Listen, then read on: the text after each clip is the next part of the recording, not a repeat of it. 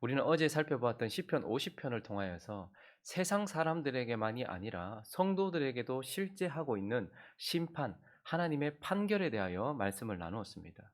하나님의 심판은 세상 사람들에게만 있는 것이 아니라 성도된 우리에게도 실제하고 있는 것이다라고 시편 50편은 아삽의 시를 통해서 우리에게 가르쳐 주었죠. 오늘 이어지는 시편 51편은 또 다른 중요한 주제, 우리에게 실제하고 있는 것에 대하여서 말해주고 있는데, 오늘 이 시편은 정확한 시점을 우리에게 가르쳐 주고 있습니다. 표제를 한번 읽어볼까요? 오늘 시편 51편 표제를 한번 읽어보겠습니다. 시작. 다윗의 시, 인도자를 따라 부르는 노래. 다윗이 밧세바와 동침한 후 선지자 나단이 그에게 왔을 때. 오늘 이 시편 51편에는 무엇이 보이고 있습니까? 다윗이 밧세바와 동침한 후 선지자 나단이 그에게 왔을 때라고 하면서 그 경건했던 왕이 범죄한 시점을 우리에게 보여주면서 오늘 이 시편 51편은 죄에 대하여서 우리에게 말씀해 주고 있습니다. 심판이 세상 사람들에게뿐 아니라 우리에게도 실제하고 있는 것처럼 죄 또한 세상 사람들에게만 실제하고 세상 사람들만 주의해야 될 것이 아니라 엄연히 성도 안에도 죄가 있고 여전히 성도의 삶에도 죄가 역사하고 있다라는 것을 오늘 시편은 보여주고 있는 것입니다. 그래서 오늘 시편을 통하여서 성도의 삶에도 실제하고 있는 죄에 대하여서, 그리고 분명하게 또 이 시를 기록했던 다윗이 회복되었던 것을 볼 수 있죠. 그래서 분명한 회복에 대하여서, 죄에 대하여서, 회복에 대하여서 몇 가지 교훈을 살펴보려고 합니다. 먼저는요, 죄에 대하여서, 죄에 관하여서 살펴볼 텐데, 첫 번째 우리가 살펴볼 대지는 바로 죄는 사람에게 해를 가한다라는 것입니다. 오늘 시편 51편이 죄에 대해서, 그것도 세상 사람들이 아니라 경건했던 하나님의 왕이었던 다윗 안에 있었던 죄가 사람에게 얼마나 큰 해를 가했는지 우리에게 먼저 보여주고 있습니다. 오늘 죄는 사람에게 해를 가하는데 먼저 어떤 사람에게요? 죄를 범한 당사자, 그 사람에게 아주 큰 해를 가하고 있다라는 것을 보게 됩니다. 다시 우리 표제를 한번 읽어볼까요? 둘째 줄 있습니다. 시작. 다윗이 밧세바와 동침한 후 선지자 나단이 그에게 왔을 때. 자, 이 시는 그러면 언제 기록되었다라고 말하고 있습니까? 범죄를 하고 난 이후에 곧바로 기록된 것이 아니고 나단이 그에게 왔을 때 기록됐다라고 말하고 있어요. 그러면 최소한 다윗이 우리아의 아내 밧세바와 간음을 하고 난 이후에 최소한 1년 이상의 시간은 지났다라는 것을 보게 됩니다.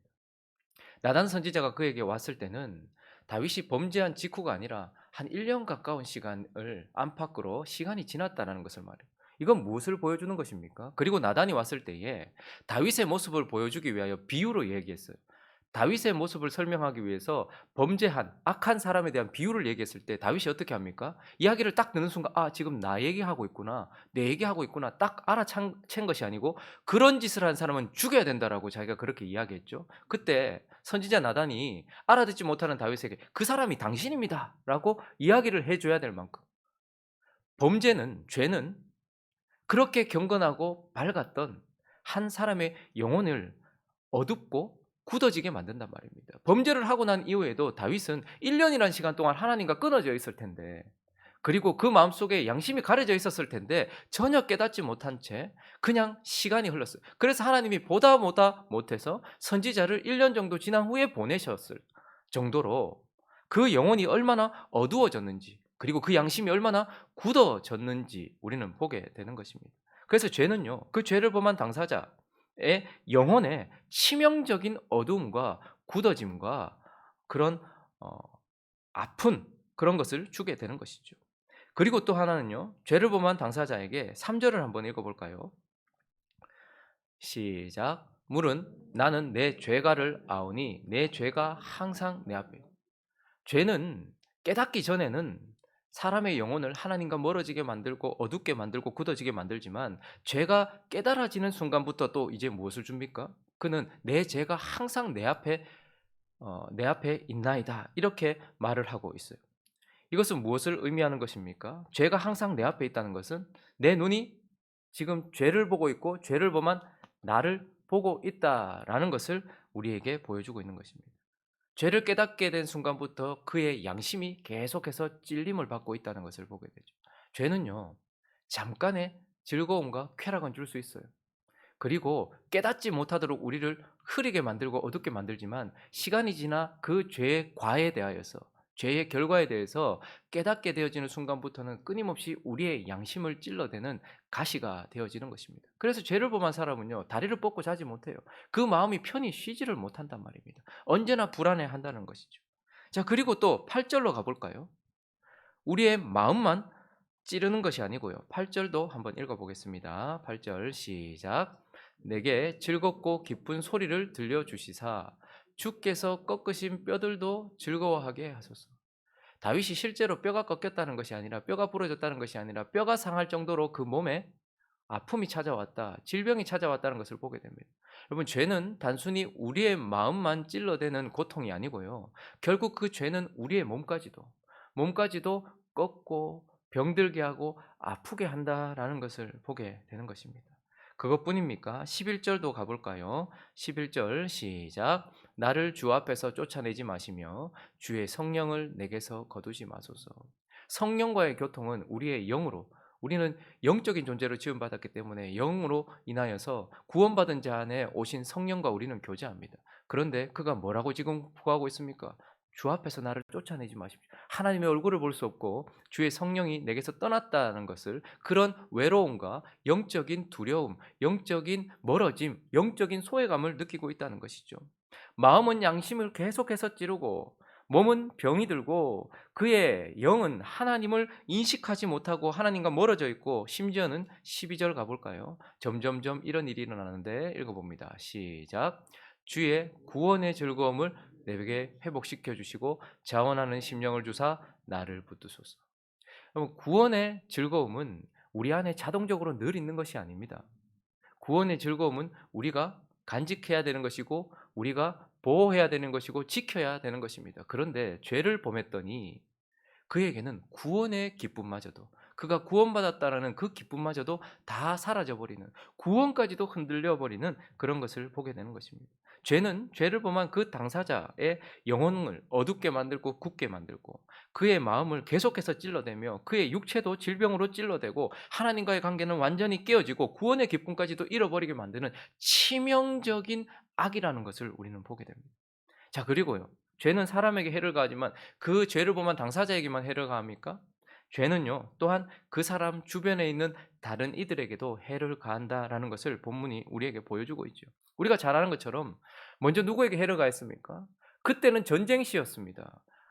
왕은 그 전쟁을 치르고 있는 자기 군사들에게 가서 힘을 북돋아주고 길을 살려주고 그렇게 해서 같이 전쟁에 참여했었어야 합니다. 그러나 그는 연승하는 그 승리 속에서 왕궁에 남아 있었고 그 우리아라는 그 충신의 아내 바세바를 데리고 왔죠. 그가 죄를 범함으로써 바세바는 더러워졌습니다. 여러분, 바세바 입장에서 한번 생각해 보십시오. 남편은 지금 생명 걸고 전장에서 싸우고 있는데 왕이 자기를 불러서 데리고 갔어요. 두 마음이 있었지 않겠습니까? 왕가의 그런 쾌락, 그런 간음을 통해서 오는 즐거움, 그것도 분명히 그의 마음속에 있었겠지만 그가 그것을 즐기는 동안 그의 마음속에는 어땠겠습니까? 남편은 지금 생명 걸고 싸우고 있는데, 나라 지키겠다고 싸우고 있는데 내가 지금 이런 짓을 하고 있는 그것. 그리고 성경은 시종 일관 그 여인을 나중에 다윗의 아내 바세바라고 절대 불러주지 않습니다. 끝까지 바세바는 우리아의 아내 바세바라고 성경은 기록하고 있어요. 여러분이 바세바, 내가 바세바다라고 한번 생각해 보십시오. 평생 그 마음의 짐을 안고 살아가는 것이죠. 다윗의 범죄로 인하여서 바세바는 병들게 되었던 것이죠. 그리고 또 누구에게 해를 가했습니까? 우리아. 그는 이방인이었습니다. 우리아라는 뜻은 여호와는 빛이시다라는 것이죠. 어둠 가운데 있었던 그 우리아라는 사람이 여호와라는 빛을 보고서 자기 생명 전체에 걸고 하나님의 백성이 되었어요. 그래서 하나님께 충성을 했습니다. 하나님의 거룩한 전쟁에 나와서 싸웠어요. 그런데 그 하나님이 세우신 왕에 의하여서 자기를 죽이기 위한 전장에 나가서도 싸우다가 그는 목숨을 잃었습니다. 무엇입니까? 죄는 밧세바도 병들게 했고 우리아도 죽였습니다. 그리고요, 그 범죄로 인하여서 가졌던 아기도 빛을 보자마자 바로 죽었던 것을 우리는 보게 됩니다. 그것뿐입니까? 그 죄로 인하여서 하나님은 그 죄는 용서하셨지만 그 죄에 대한 벌은 그 집안에 두셨습니다. 그래서 칼이 너희 집안을 떠나지 않을 것이다. 다윗의 집안, 그 왕가에는 칼이 떠나지 않고 끊임없이 문제가 생기는 그 주변의 왕가, 자기의 자손들, 그 주변에 있는 왕의 식구들 전부가 다 고통을 받게 되었죠. 그것뿐입니까? 이 범죄는 나단에 의해서 드러났고 공개적인 회개를 통해서 모든 이에게 드러났습니다. 모든 이들은 그를 왕에서 끌어내리지는 않았지만 그러나 그들이 받았을 상처를 생각해 보십시오. 백성들이 받았을 그 마음의 아픔. 와, 다윗이 어떻게 그럴 수 있지? 다윗이 어떻게 이렇게 했었지? 그러면서도 그 다윗을 죽을 때까지 봐야 했던 백성들의 그 아픔들. 그러니 죄는요. 그 죄를 범한 당사자에게도 해를 가하고 그리고 그 주변에 있는 다른 이들에게도 큰 해를 가하는 아주 무서운 악이라는 것이죠. 자, 그리고 또 죄는요. 오늘 본문을 통하여서 죄는 사람에게 해를 가하지만 하나님께 해를 가하는 것이라는 겁니다. 우리가 하나님께 영향을 미칠 수 있다는 거예요. 죄를 지음으로써. 어떤 영향을 미칩니까? 이 일을 통하여서 사무엘하 12장 14절 한번 가 볼까요? 이 본문의 배경이 되고 있는 그 일을 통하여서 자 한번 읽어 보겠습니다. 시작. 이 일로 말미암아 여호와의 원수가 크게 비방할 거리를 얻게 하였으니 당신이 낳은 아이가 반드시 죽으리이다. 항상 하나님을 비방하고 하나님 나라를 위협하고 있는 노리고 있는 사단이 있어요. 이 일로 인하여서 다윗의 범죄함으로 인하여서 하나님의 원수된 사단이 크게 비방할 거리를 줬다는 거예요. 저런 인간을 왜 막아줍니까? 왜 저런 인간을 왕으로 세워놓습니까? 왜 이런 사람이 다스리는 나라를 하나님은 보호하십니까? 저 나라보다 딴 나라가 뭐가 잘못되었기에? 라고 말하면서 끊임없이 우리가 자녀가 잘못되면 부모가 큰 욕을 먹습니다. 우리 사회에서도 그렇잖아요. 큰 기업의 총수, 덕망 있는 기업인들. 그런데 그 자녀들이 뭐 나쁜 행동을 하거나 하면 모든 사람들이 정적들로 그를 노리고 있는 정적들로부터 어떻게 됩니까? 크게 비방받을 거리를 만들고 그것 때문에 큰 손해를 보게 되는 것이죠. 하나님의 이름은 이 땅에서 땅에 떨어질 때가 많은데 대부분 하나님의 역사 때문이 아니고 하나님의 백성들의 역사 때문입니다. 그래서 큰 비방거리를 주죠. 그러나 무엇보다도 죄는 하나님을 아프게 합니다. 하나님을 아프게 한다는 거예요. 여러분 표절을 오늘 다시 한번 읽어보시면 이 시점이 얼마나 하나님을 아프게 했을지를 한번 볼까요? 둘째 줄을 다시 한번 읽어보겠습니다. 시작. 다윗이 밧세바와 동침한 후 선지자 나단이 그에게 왔을 때. 자, 지금 이 범죄로 인하여서 다윗이 넘어진 이 시점을 언제라고 말하는가 하면 선지자 나단이 왔을 때 밧세바와 동침한. 그러니 이때는요. 다윗이 사울에게 쫓기면서 힘들고 어려울 때가 아니었어요. 가족들이 몰라주는 가족들도 사실 다윗은 말제라고 몰라주던 양치던 그런 저기 있는 시골 그런 아무것도 가진 것 없는 그런 시골 아이가 아니었단 말입니다. 그리고요. 그는 한 나라의 왕이 되었을 때였습니다. 그리고 하나님은 그에게 승리도 주셨고 명예도 주셨어요. 전쟁할 때마다 이겼습니다.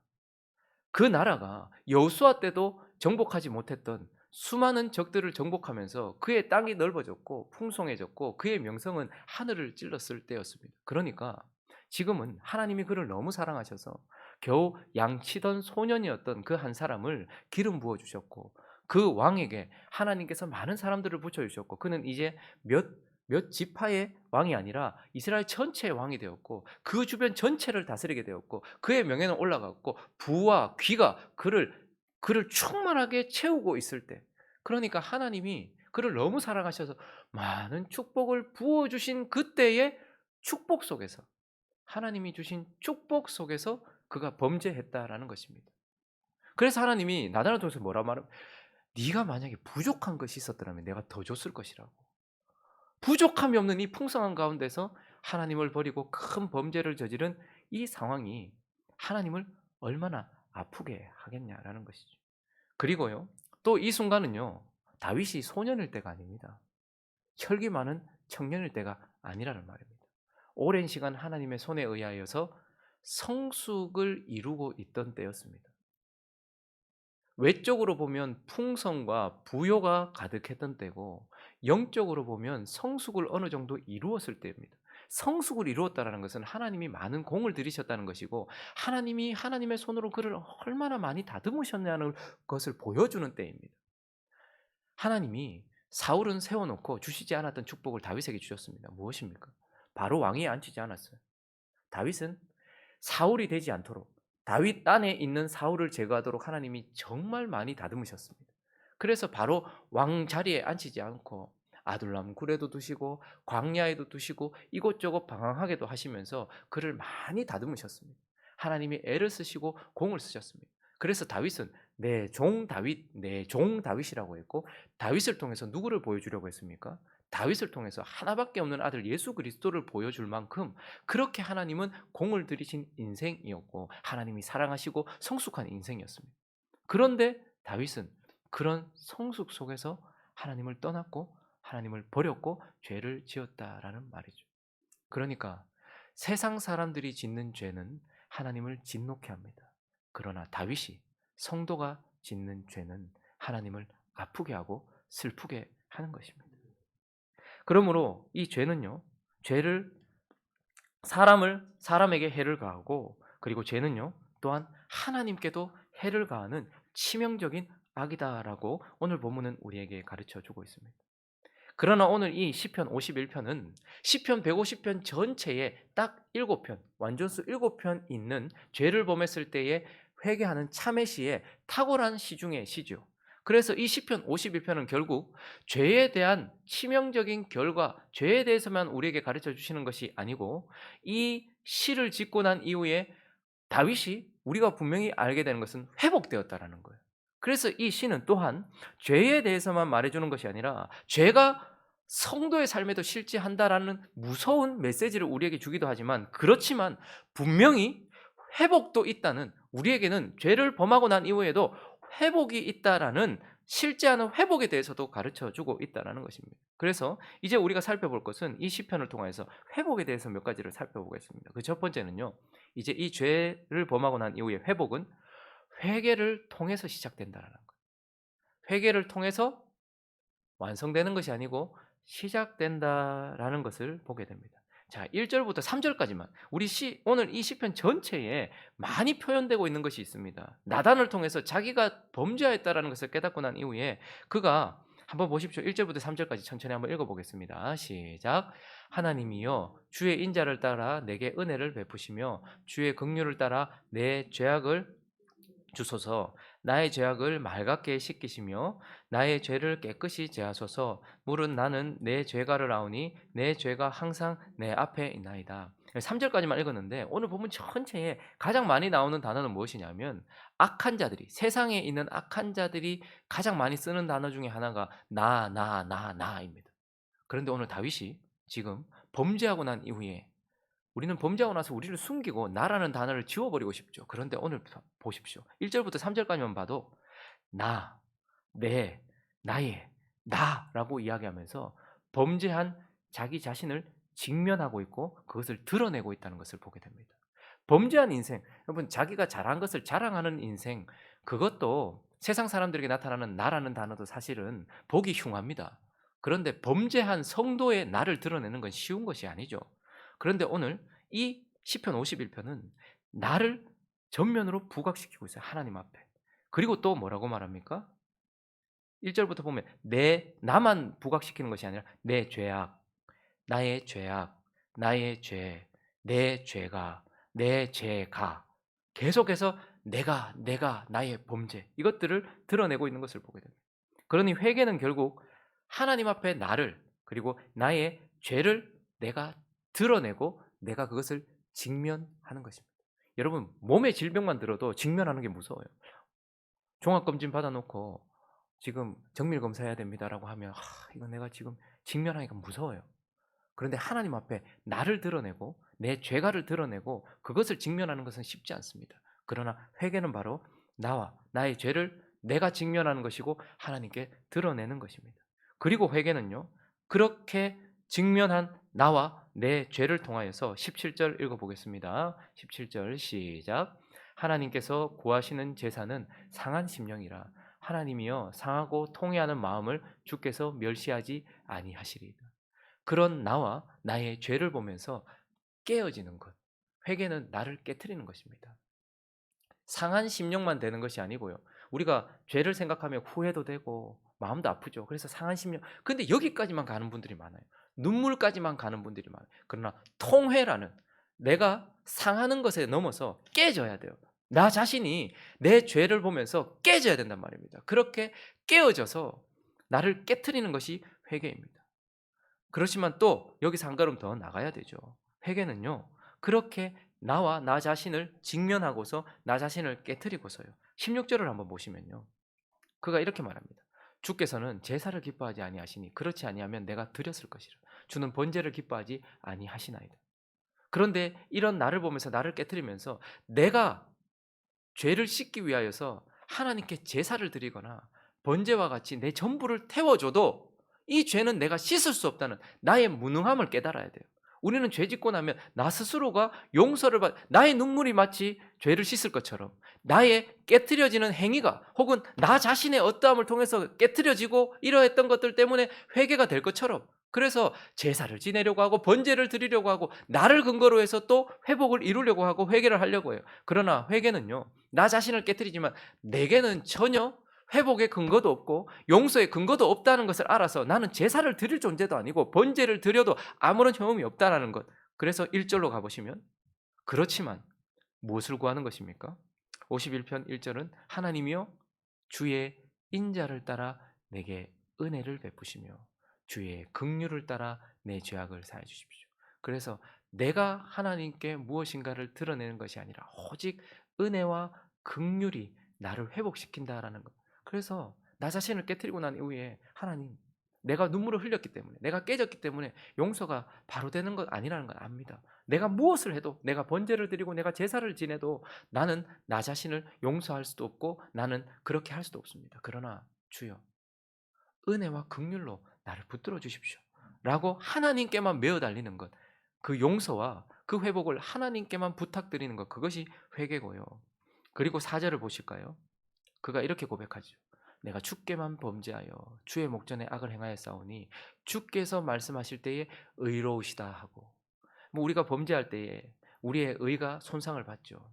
그런데 그때에 그가 이렇게 말합니다. 내가 주께만 범죄. 저 말은 사실 다윗이 범죄한 것은 우리아의 아내 바세바고 그리고 우리하고 이렇잖아요. 그런데 지금 저 표현은 나는 사람들에겐 잘못한 거 없습니다라는 당당함을 이야기하는 것이 아니고, 우리가 죄를 범했을 때 가장 크게 손상을 받는 분이 누구인지를 지금 인식하고 있다는 거예요. 내가 주께 가장 많이 범죄하여 이 말입니다.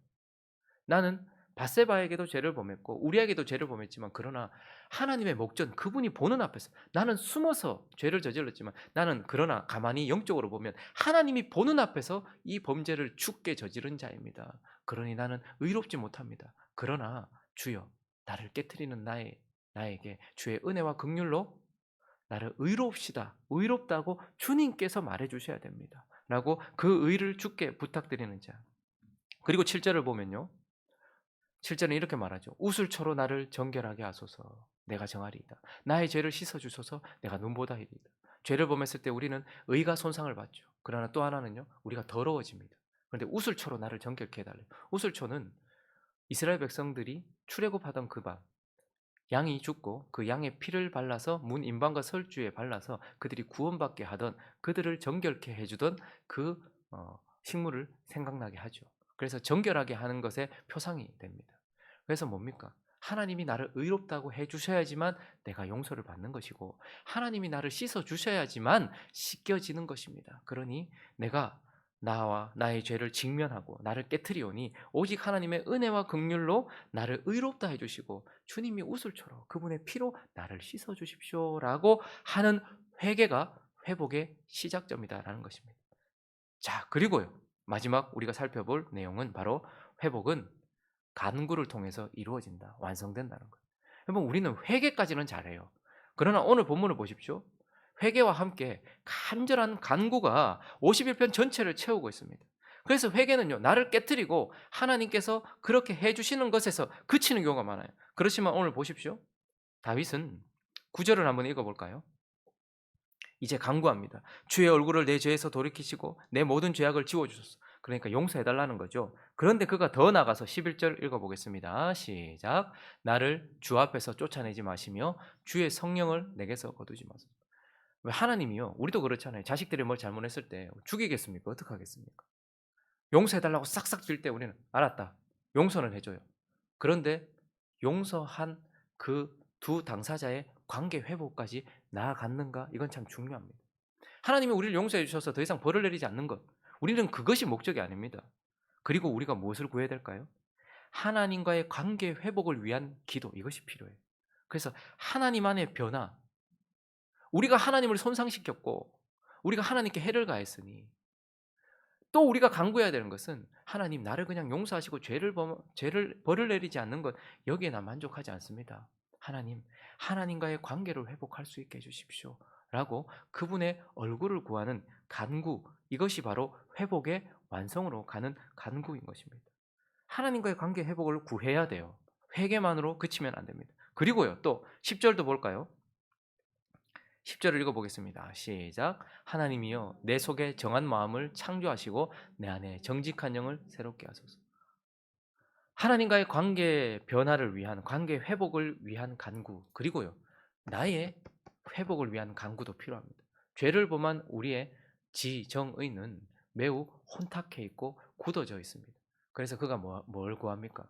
나의 더러운 마음, 나의 이 기울었던, 죄로 기울었고 세상에 기울었고 굳어졌고 어두워졌던 내 마음, 정한 마음을 다시 주십시오. 내 마음을 좀 새롭게 해주십시오. 하나님께는 굳어있고 죄에게는 부드러운 내 마음을 다시, 죄에게는 딱딱해지고 하나님께 부드럽게 해주십시오. 내 감정이 하나님께 넘어갈 수 있도록 도와주십시오. 그리고 내 영을 새롭게 하셔서 다시 하나님과 교통할 수 있도록, 다시 하나님을 인식할 수 있도록 나를 회복시켜 주십시오. 그래서 19절을 이렇게 말하고 있죠. 그때에 주께서 의로운 제사와 번제와 온전한 제사를 기뻐하시리니. 그러니까 내가 회복되고 난 이후에 드리는 제사를 하나님 받으시잖아요. 그러니까 나의 회복을 위해서도 간구해야 된다는 말입니다. 하나님과의 관계 회복을 위하여 간구하고, 그리고 내 영혼의 회복을 위하여 간구해야 하는 것입니다. 그리고 마지막으로 그가 또 무엇을 구하고 있습니까? 18절 읽어보겠습니다. 시작.